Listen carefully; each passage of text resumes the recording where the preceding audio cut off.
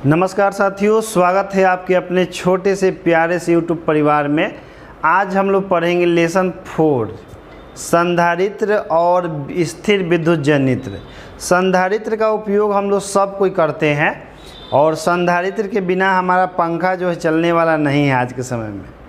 और सबसे ज़रूरी बात कि जो भी हम आपको पढ़ा रहे हैं इसका PDF आप SGS क्लासेस एप्लीकेशन से डाउनलोड कर लीजिएगा। प्ले स्टोर पर ऐप अवेलेबल है SGS क्लासेस का, पहले उसको डाउनलोड कीजिए, फिर उसके बाद आप PDF डाउनलोड कर लीजिए। सभी PDF आपको मिल जाएंगे, जो आगे पढ़ाने वाले हैं वो भी मिल जाएगा और जो पीछे पढ़ा चुके हैं वो भी मिल जाएगा। चलिए आज हम लोग शुरू करते हैं संधारित्र के बारे में कि संधारित्र होता क्या है। तो देखिए, संधारित्र जो है दुनिया में कोई भी ऐसा पदार्थ हो जिस पर बहुत अधिक मात्रा में आवेश को स्टोर कर सकते हैं, उसी को हम लोग संधारित्र कहते हैं। और यह गुण जो है मेनली चालक पदार्थों में होता है, इसीलिए संधारित्र मेनली चालक पदार्थों के ही बनाए जाते हैं। तो संधारित्र का परिभाषा क्या होता है कि वैसा कोई भी पदार्थ है जिस पर हम अधिक मात्रा में आवेश को स्टोर कर सकते हैं, यानी कि संचित कर सकते हैं, तो वैसे पदार्थों को ही संधारित्र कहा जाता है। अपने भाषा में कहें तो कोई दुनिया का कोई भी ऐसा पदार्थ है जिस पर अधिक मात्रा में आवेश को संचित किया जा सकता है, पर्याप्त मात्रा में आवेश को संचित किया जा सकता है, तो वैसे पदार्थों को ही हम लोग संधारित्र कहते हैं। अब संधारित्र का आप परिभाषा जान गए।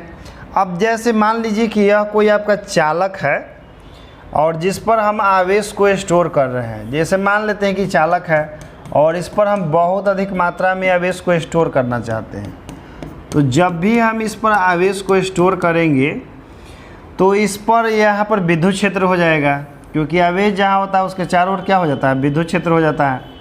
और यदि हम यह चाहें कि इस पर और अधिक हम आवेश को जमा कर रहे हैं, हम यह कोशिश करें कि इस पर हम और अधिक आवेश को क्या करें, जमा करें, तो इस पर और अधिक आवेश को जमा करना के लिए हमको विद्युत क्षेत्र के विरुद्ध में कार्य करना पड़ेगा, तब जाके यहाँ पर और अधिक स्टोर जमा होगा, आवेश जमा होगा। और देखिए, जहाँ पर हम लोग आवेश को स्टोर करते हैं वहाँ पर स्थितिज ऊर्जा होता है, क्योंकि इस पर आप आवेश को लाने में कुछ ना कुछ कार्य कीजिएगा, जो भी कार्य कीजिएगा वही कार्य इस चालक में ऊर्जा के रूप में संचित हो जाएगा, तो यह इस चालक की स्थितिज ऊर्जा कहलाएगी। तो यानी कि एक प्रकार से हम लोग क्या कर रहे हैं कि विद्युत क्षेत्र में स्थितिज ऊर्जा को संचित कर रहे हैं। एक प्रकार से हम लोग विद्युत क्षेत्र में क्या कर रहे हैं, ऊर्जा को संचित कर रहे हैं। तो इसका एक और परिभाषा होता है कि वैसा कोई भी पदार्थ है जो विद्युत क्षेत्र में पर्याप्त मात्रा में ऊर्जा को संचित करके रखता है, तो उसे संधारित्र कहते हैं। दो गो परिभाषा हो गया कि दुनिया का कोई भी ऐसा पदार्थ जो अपने ऊपर पर्याप्त मात्रा में आवेश को स्टोर करता है उसे संधारित्र कहते हैं, और यह वैसा पदार्थ जो विद्युत क्षेत्र में पर्याप्त मात्रा में ऊर्जा को संचित करके रखता है उसे हम लोग संधारित्र कहते हैं। संधारित्र जो है आपका 3 प्रकार के होता है, जिसके बारे में हम लोग आगे चल के पढ़ेंगे। तो संधारित्र की परिभाषा आप समझ गए कि संधारित्र क्या होता है, और उसका 2 परिभाषा हम आपको समझा दी। और संधारित्र जो है मेनली धातुओं के बनाए जाते हैं, यानी कि मेटल से ही बनाया जाता है, क्योंकि मेटल पर बहुत अधिक आवेश स्टोर करने की कैपेसिटी होता है। वही कुचालक पदार्थ होता है, तो उस पर जहाँ आवेश दीजिएगा वही थोथा लेखा पड़ा रहेगा, यानी कि थूल बाबा जैसन जहाँ रख दीजिएगा वही रह जाता है कुचालक पदार्थ पर। जबकि चालक पर हम लोग जानते हैं कि आवेश फैलता है, इसीलिए हम लोग चालक पदार्थ पर पर्याप्त मात्रा में आवेश को स्टोर कर सकते हैं। तो संधारित्र मुख्यतः किससे बनाए जाते हैं, संधारित्र मुख्यतः धातुओं से ही बनाए जाते हैं।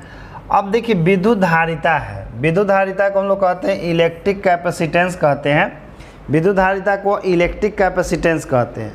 अब देखिए, विद्युत धारिता क्या होता है, तो मान लीजिए कि यह चालक है जिस पर हमको आवेश को स्टोर करना है, तो इस चालक पर कोई ना कोई स्थान होगा जहाँ पर हम लोग आवेश को स्टोर करते हैं।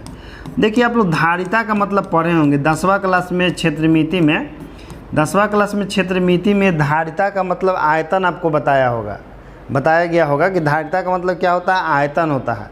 बल्टी उल्टी वाला क्वेश्चन पढ़े होंगे, था वो वाला बल्टी नहीं कि जो गाना नहीं है कि छल कता हमरो ऐसी कुछ बल्टी से पनिया, ऐसी कुछ, हम पूरा कुछ याद नहीं है, ठीक ना। तो ई जैसे चालक है तो इस पर आवेश को हम लोग स्टोर करेंगे। जैसे हम लोग गोदाम में अनाज स्टोर करते हैं तो गोदाम में जगह होता है ना अनाज को स्टोर करने के लिए, तो उसी प्रकार से चालक पदार्थ के ऊपर हम लोग आवेश को स्टोर करते हैं। तो चालक पदार्थ पर कुछ ना कुछ जगह होगा जहाँ पर हम लोग आवेश को स्टोर करते हैं। तो किसी भी संधारित्र पर वह स्थान जहाँ हम पर्याप्त मात्रा में आवेश को संचित करते हैं तो उसी स्थान को हम लोग संधारित्र की धारिता कहते हैं। यानी धारिता मतलब जगह हो गया, जगह मतलब आयतन हो गया। तो संधारित्र पर वह स्थान जहाँ पर पर्याप्त मात्रा में आवेश को संचित किया जाता है तो उस स्थान को संधारित्र की धारिता कहा जाता है। और धारिता को हम लोग सी से लिखते हैं। किससे लिखते हैं? सी से लिखते हैं धारिता को।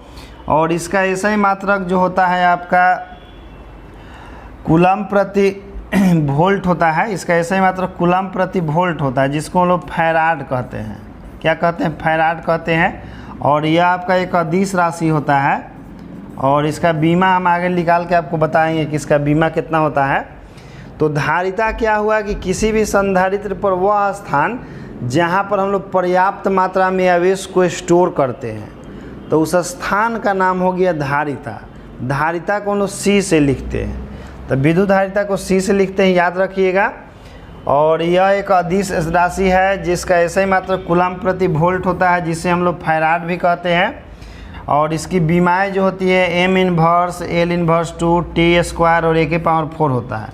तो इतना याद रखिएगा। हालांकि बहुत ही आसान परिभाषा है कि संधारित्र पर वह स्थान जहाँ पर आवेश को पर्याप्त मात्रा में संचित किया जाता है तो उसी स्थान को संधारित्र की धारिता कहते हैं। जैसे सिंपल सी बात है कि जैसे गोदाम हो गया तो गोदाम में आवेश अनाज को स्टोर करते हैं तो गोदाम में जगह होगा ना जहाँ पर आवेश को अनाज को स्टोर करते हैं।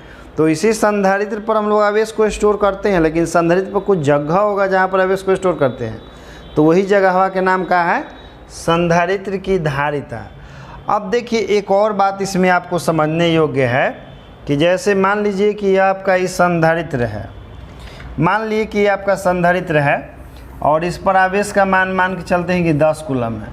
यदि इस पर हम 2 कूलम और आवेश बढ़ा दें तो इसका विभव पहले से बढ़ेगा कि घटेगा? तो कहिएगा कि सर इसका विभव पहले से बढ़ेगा, क्योंकि हम लोग जानते हैं कि किसी चालक के सतह पर जो विभव का फार्मूला होता है V = 1/4πε0 और Q/r होता है। ये आप जानते हैं कि चालक के सतह पर विभव का मान ही होता है।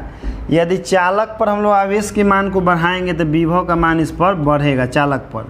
क्यों? क्योंकि देख रहे हैं फार्मूला में आवेश आपका ऊपर है, तो चालक पर जितने अधिक आवेश होगा विभव का मान उतना ही अधिक होता है।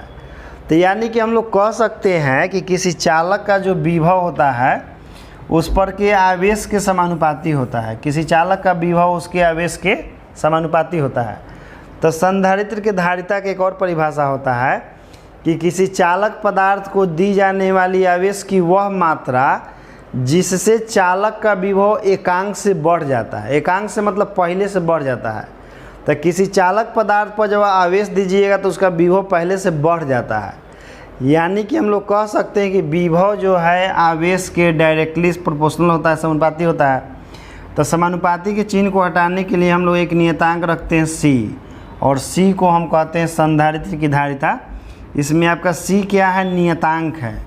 जिस नियतांक को हम लोग संधारित्र की धारिता कहते हैं तो इससे हमारा फार्मूला हो जाता है आपका C बराबर हो जाता है Q/V हो जाता है। और इसी से हम ऐसा ही मात्रक निकाल लेते हैं कूलम और बटा में वोल्ट। तो इसका ऐसा ही मात्रक कूलम प्रति वोल्ट आपका हो जाता है। और कूलम प्रति वोल्ट को हम लोग क्या कहते हैं? फैराड कहते हैं। तो इसका परिभाषा एक दूसरा भी हो गया कि किसी चालक को दी जाने वाली आवेश की वह मात्रा जिससे चालक का विभव एकांक से बढ़ जाता है तो उसी को संधारित्र की धारिता कहते हैं। और Q समानुपाती V, तो Q = CV, और C आपका संधारित्र की धारिता होता है जिसका ऐसा ही मात्रक कूलम प्रति वोल्ट होता है और इसका मात्रक फैराड भी होता है। और इसका अब हम बीमा भी निकाल देते हैं। तो लगे हाथ देखिए, चूँकि फार्मूला आप जान गए हैं कि फार्मूला जो होता है Q बराबर क्या होता है? CV होता है। तो इससे C बराबर हमारा फार्मूला हो जाएगा Q/V। तो इसका बीमा हम लगले निकाल देते हैं। इसका देखिए बीमा हो जाएगा C आवेश का बीमा होता है AT और विभव का हमारा बीमा होता है mL² T इनवर्स 3 और A इनवर्स होता है। विभव का बीमा होता है, तो हम इसको ऊपर ले जाएंगे, तो ऊपर ले जाएंगे तो M इनवर्स और L इनवर्स 2 और TQ और A के पावर 1 और पहले से हमारा AT है, तो इसको हम लोग क्या लिख देंगे M inverse L inverse 2 T के पावर 4 और A²।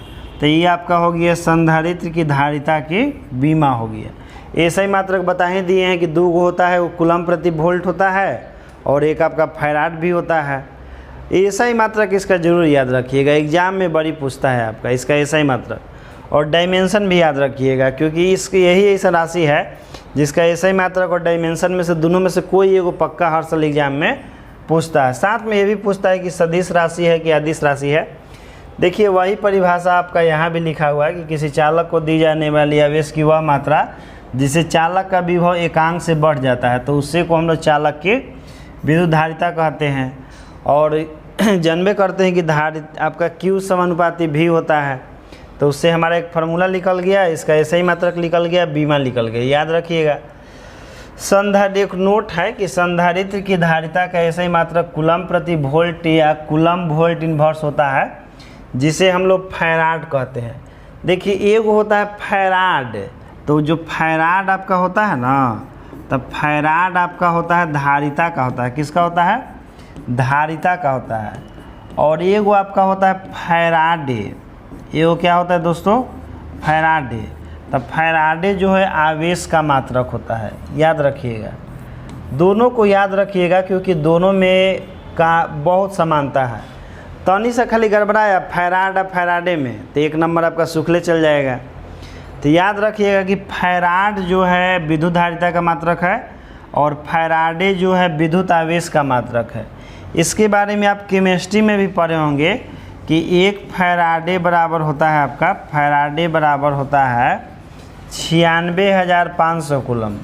केमिस्ट्री में आप लेसन 3 में पढ़े होंगे। केमिस्ट्री में लेसन 3 जो आपका वैद्युत रसायन है ना, उसमें आप पढ़े होंगे, इलेक्ट्रोलाइसिस वाला में, तो उसमें पढ़े होंगे। तब फैराडे याद रखिएगा कि आवेश का मात्रक है और फैराड जो है विद्युत धारिता का मात्रक है, नहीं तो 1 नंबर गड़बड़ा जाएगा आपका। चलिए इसके बाद हम लोग 1 फैराड का परिभाषा पढ़ेंगे कि 1 फैराड कहते किसको है। तो 1 फैराड का देखिए परिभाषा क्या होता है कि यदि किसी चालक को 1 कूलम आवेश देने से उसके विभव में 1 वोल्ट की वृद्धि हो जाती है, यदि किसी चालक को 1 कूलम आवेश देने से उसके विभव में 1 वोल्ट की वृद्धि हो जाती है, तो उस चालक की धारिता को 1 फैराड कहते हैं। बहुत आसान परिभाषा है।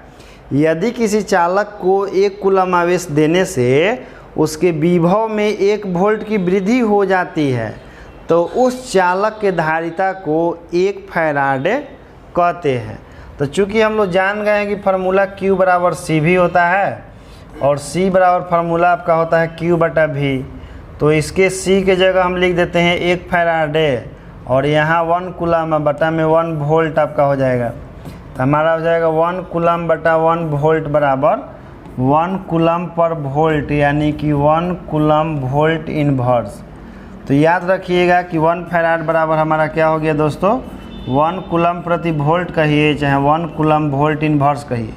ये आपका एक बार ऑब्जेक्टिव में पूछा था कि 1 फैराड निम्नलिखित में से किसके बराबर होता है।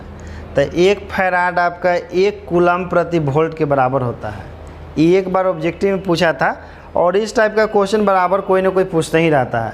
एक बार तो पूछा था कि 1 वोल्ट किसके बराबर होता है? 1 जूल प्रति कूलम के बराबर होता है, जो कि इसके पीछे वाले लेसन में हम पढ़ा दिया आपको।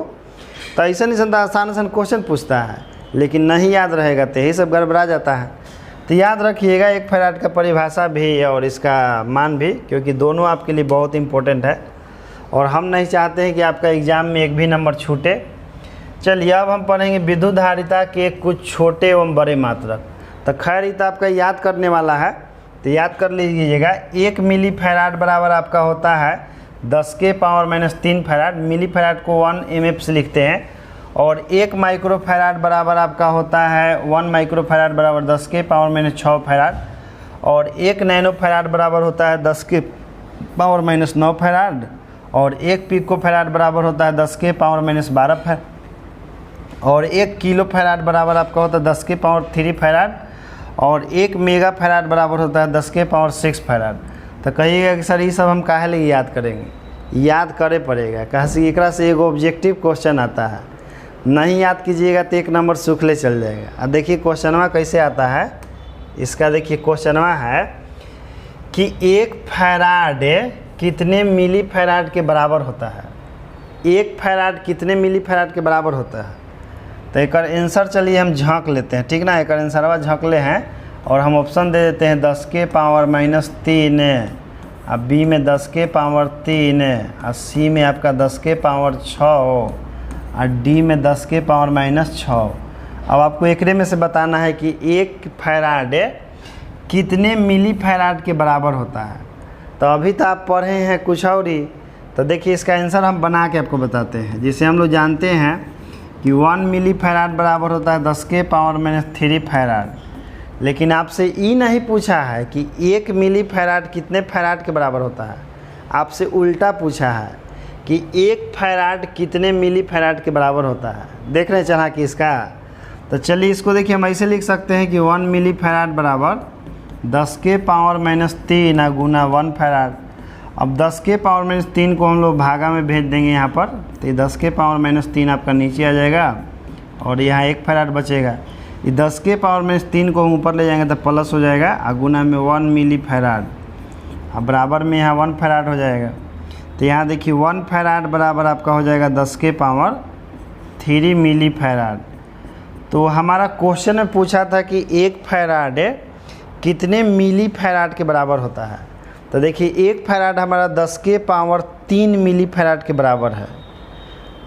कैसे भी घुमा सकता है, ज़रूरी नहीं कि मिली फैराड में ही पूछे, आपसे हो सकता है कि पूछ देवे कि 1 फैराड कितने माइक्रो फैराड के बराबर होता है।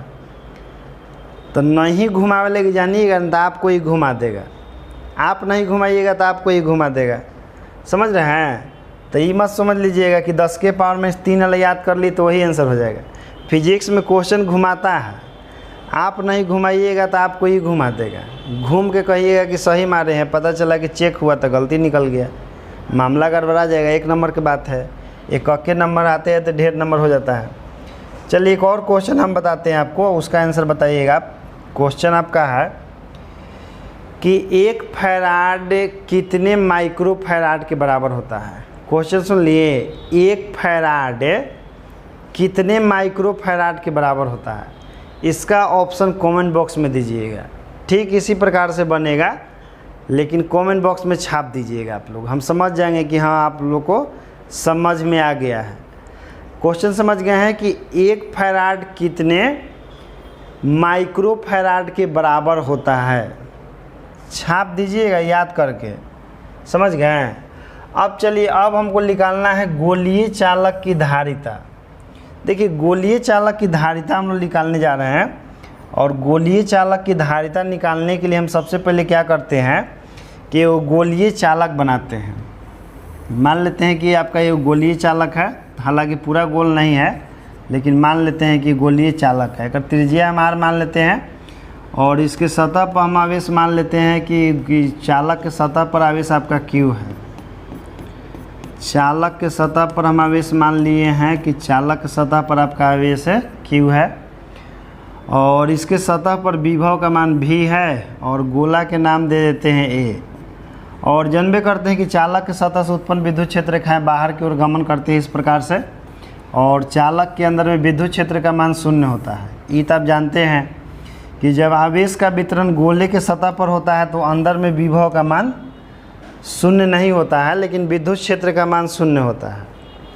तो हम सबसे पहले इसमें लैंग्वेज लिखते हैं। लैंग्वेज लिखना बड़ा आसान होता है। देखिए लैंग्वेज कैसे लिखते हैं कि माना कि O केंद्र और R त्रिज्या वाला A एक गोलीय चालक है जिसके सतह पर प्लस Q आवेश एक समान रूप से वितरित है, जिसके कारण इस चालक का विभव भी है।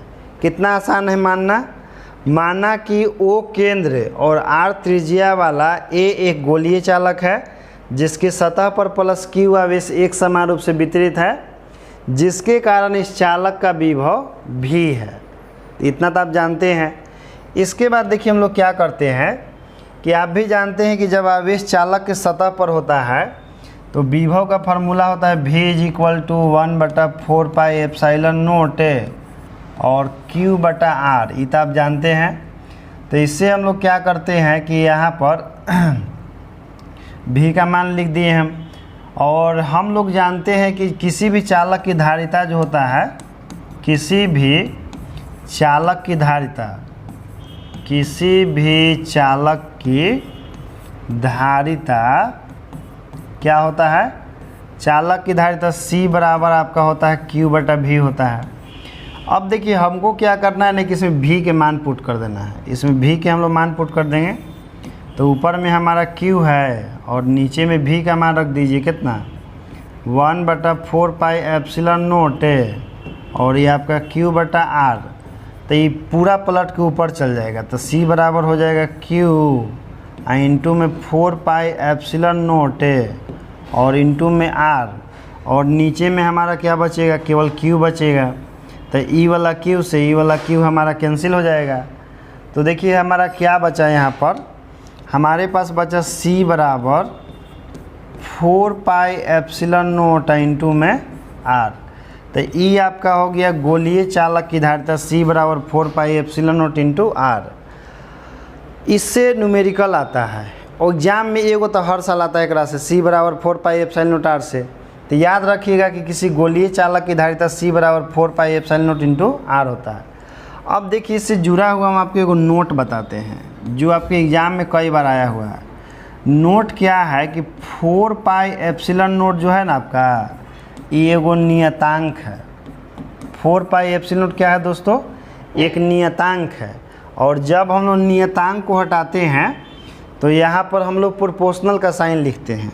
तो हम लोग लिखेंगे C प्रोपोर्शनल R। क्या लिखेंगे, C प्रोपोर्शनल R। कहने का मतलब है कि किसी गोलीय चालक की धारिता जो होती है उसके त्रिज्या के समानुपाती होता है। जितने ज़्यादा गोला बड़का होगा उसका त्रिज्या उतना ही ज़्यादा होगा, उसका धारिता उतना ही ज़्यादा होगा। तो याद रखिएगा कि किसी गोलीय चालक की धारिता उसके त्रिज्या के समानुपाती होता है, अर्थात C समानुपाती R होता है। भूलिएगा नहीं, एक से एक ऑब्जेक्टिव क्वेश्चन आता है कि किसी गोलीय चालक की धारिता उसके त्रिज्या से किस प्रकार संबंधित होता है। तो आंसर क्या होगा कि गोलीय चालक की धारिता उसके त्रिज्या के सीधा समानुपाती होता है।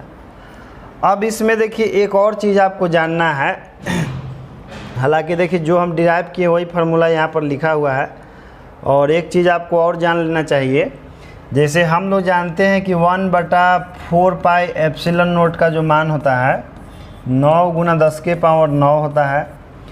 अब हम लोग इसका जानबे करते हैं कि इसका ऐसा ही मात्रक न्यूटन मीटर स्क्वायर प्रति कूलम स्क्वायर होता है। लेकिन हमको यदि कह दिया जाए कि 4πε0 के मान निकालिए, तो हम लोग 4πε0 को पलट देते हैं तो एक नीचे 1 हो जाएगा, और एक नीचे तो 1 है ये है तो एक पलट देंगे तो 1/9 × 10⁻9 और ये आपका हो जाएगा न्यूटन मीटर स्क्वायर प्रति कूलम स्क्वायर। तो हमारा देखिए 4πε0 का जो मान है 1/9 × 10⁻⁻9 कूलम स्क्वायर प्रति न्यूटन मीटर स्क्वायर हो जाएगा। तो यही आपको याद रखना है।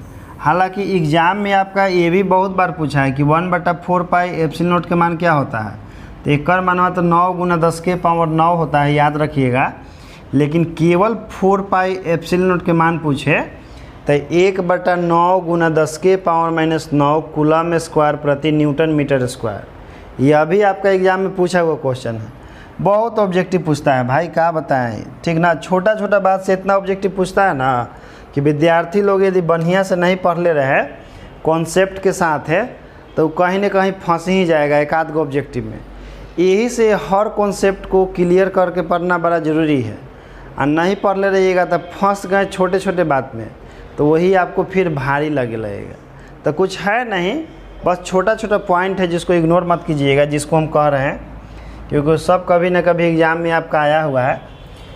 अब चलिए इस पर हम एक क्वेश्चन बनाते हैं। क्वेश्चन क्या है हमारा, क्वेश्चन ध्यान सुनिएगा। क्वेश्चन है कि उस गोलीय चालक की धारिता क्या होगी जिसकी त्रिज्या 9 किलोमीटर है। क्वेश्चन सुन लिए, कह रहा है कि वो गोलीय चालक है और इस गोलीय चालक की त्रिज्या कितना है, 9 किलोमीटर है। तो कह रहा है कि गोलीय चालक की धारिता बताएं। क्वेश्चन ध्यान सुन लीजिए क्योंकि यह भी ऑब्जेक्टिव क्वेश्चन में आया हुआ है। उस गोलीय चालक की धारिता क्या होगी जिसकी त्रिज्या 9 किलोमीटर है। तो त्रिज्या का मान हमारा दिया हुआ कितना, r बराबर 9 किलोमीटर, और किलोमीटर को मीटर में बदलने के लिए हम लोग क्या करते हैं, 1000 से गुना कर देते हैं। तो ये हमारा मीटर में कन्वर्ट हो गया। इसी को हम क्या लिखेंगे, 9 गुना 10 के पावर 3 मीटर भी लिख सकते हैं। और हमको क्या निकालना है, गोलीय चालक की धारिता। अभी हम निकाले हैं कि c बराबर आपका होता है 4 pi epsilon note into r होता है। अब देखिए 4 पाई एप्सिलॉन नोट के मान कितना होता है, ये आपका होता है 1/9 और गुना 10 के पावर -9, और हमारा त्रिज्या का मान कितना है, 9 गुना 10 के पावर 3 आपका है। तो 9 से 9 कैंसिल हो जाएगा, और 10 के पावर -9 में से 10 के पावर -3 गई तो -6, और धारिता का मात्रक फैराड होता है। और चूँकि देखिए हम अभी आपको बताए हैं कि 1 माइक्रो फैराड बराबर आपका होता है 10 के पावर -6 फैराड होता है। 1 माइक्रो फैराड बराबर कितना होता है, 10 के पावर -6 फैराड होता है। तो 10 के पावर -6 फैराड की जगह हम लोग क्या लिख सकते हैं, 1 माइक्रो फैराड लिख सकते हैं। तो यही आपका ऑब्जेक्टिव में पूछ ले था कि उस गोलीय चालक की धारिता क्या होगी जिसकी त्रिज्या 9 किलोमीटर है। तो देखिए, तो जब गोलीय चालक की धारिता 9 किलोमीटर है तो गोलीय चालक की त्रिज्या 9 किलोमीटर है तो उसका धारिता कितना है, 1 माइक्रो फैराड है। तो बताइए, यानी कि हम लोग कह सकते हैं कि 9 किलोमीटर त्रिज्या बराबर 1 माइक्रो फैराड। तो 18 किलोमीटर बराबर कितना हो जाएगा, 2 माइक्रो फैराड होना चाहिए। और 27 किलोमीटर बराबर 3 माइक्रो फैराड होना चाहिए। नहीं विश्वास है तो देखिए निकाल के दिखाते हैं आपको। चलिए अगला क्वेश्चन मान लेते हैं। अगला क्वेश्चन है कि उस गोलीय चालक की धारिता क्या होगी जिसकी त्रिज्या 18 किलोमीटर है। हम तो जान ही रहे हैं कि 2 माइक्रो फैराड आएगा, लेकिन बना के भी चेक कर लिया जाए कि कैसे 2 किलोमीटर आए, 2 माइक्रो फैराड आएगा। क्वेश्चन में कहा है कि उस गोलीय चालक की धारिता क्या होगी जिसकी त्रिज्या कितना है दोस्तों, 18 किलोमीटर है। तो हमारा r का मान दिया हुआ है कितना, 18 किलोमीटर, और किलोमीटर को हम लोग मीटर में बदल देंगे 10 के पावर 3 से गुना करके, और हमको धारिता निकालना c बराबर। और चूंकि हम लोग जानते हैं कि c बराबर होता है 4 पाई एप्सिलॉन नोट इंटू में r होता है। तो 4 pi epsilon note into r के वैल्यू कितना होता है, 1/9 और गुना 10 के पावर -9, और हमारा r का वैल्यू कितना है, 18 गुना 10 के पावर 3 है आपका। तो देखिए 9 से इसको काट दीजिए 2 बार में, तो ये हमारा हो जाएगा 2 और 10 के पावर -9, 10 के पावर -3 तो हो जाएगा 10 के पावर -6 मात्रक फैराड। और देखिए इतना बराबर हम लोग क्या जानते हैं, इतना बराबर हम लोग जानते हैं 1 माइक्रो फैराड। तो हम लोग क्या लिखेंगे, 2 गुना 1 माइक्रो फैराड, तो हमारा कितना हो गया, 2 माइक्रो फैराड हो गया कि नहीं। हम आपको पहले ही बताए थे कि एक आंसर क्या आएगा, 2 माइक्रो फैराड आएगा। तो इसको एगो ट्रिक बना लीजिए, 9 किलोमीटर त्रिज्या बराबर 1 माइक्रो फैराड, तो 18 किलोमीटर त्रिज्या बराबर 2 माइक्रो फैराड, तो 27 किलोमीटर त्रिज्या बराबर 3 माइक्रो फैराड, 36 किलोमीटर बराबर 4 माइक्रो फैराड, 45 किलोमीटर त्रिज्या बराबर 5 माइक्रो फैराड। यानी कि सीधे 9 पर 1 बढ़ जा रहा है, ठीक ना, 9 पर 1 बढ़ जा रहा है। तो इसको एक ट्रिक बना के याद कर लीजिए हमेशा के लिए। अब देखिए एक और क्वेश्चन हम आपको देते हैं अपने मन से, वो भी आपके एग्ज़ाम में कभी ना कभी पक्का पूछेगा। ये तो एग्ज़ाम में पूछा हुआ है आपका। क्वेश्चन है कि जैसे हमारा पृथ्वी है, तो पृथ्वी तो हमारा एक बहुत बड़ा गोला है। तो मान लीजिए कि पृथ्वी एक गोला है और पृथ्वी को गोला मान के इसका धारिता ज्ञात कीजिए। पृथ्वी को गोला मान करके इसका क्या ज्ञात कीजिए, धारिता। मान लेते हैं कि पृथ्वी गोलीय चालक है और इसका धारिता निकालना है। तो देखिए पृथ्वी यदि हमारा गोलीय चालक है तो इसका त्रिज्या कितना होता है दोस्तों, एक त्रिज्या होता है 6400 किलोमीटर। यानी कि r का मान हमारा मालूम हो गया कि पृथ्वी के त्रिज्या जो है 6400 किलोमीटर है। तो 6400 किलोमीटर तो इसको हम लोग क्या लिखेंगे 6400, किलोमीटर को मीटर में बदलने के लिए 1000 से गुना कर देते हैं। तो हमारा r बराबर हो जाएगा 64 गुना 10 के पावर 5 मीटर। और हमको धारिता निकालना है c बराबर, तो चूँकि हम लोग जानते हैं कि c बराबर फार्मूला होता है 4 pi epsilon not into r होता है। अब c का वैल्यू हमारा कितना है 1/9 गुना 10 के पावर -9, और r का वैल्यू हमारा कितना है 6400 गुना 10 के पावर 5 है। तो इसको हम लिख दे रहे हैं, देखिए 64 और बटा में 9, और ये आपका 9 में से घट जाएगा तो 10 के पावर -4 बचेगा। अब देखिए 64 में हम लोग 9 से भाग देंगे तो 9 7 63, तो 7 बार में कट गया। फिर एक में से 1 बचेगा तो दशमलव बैठाएंगे तो 10 हो जाएगा।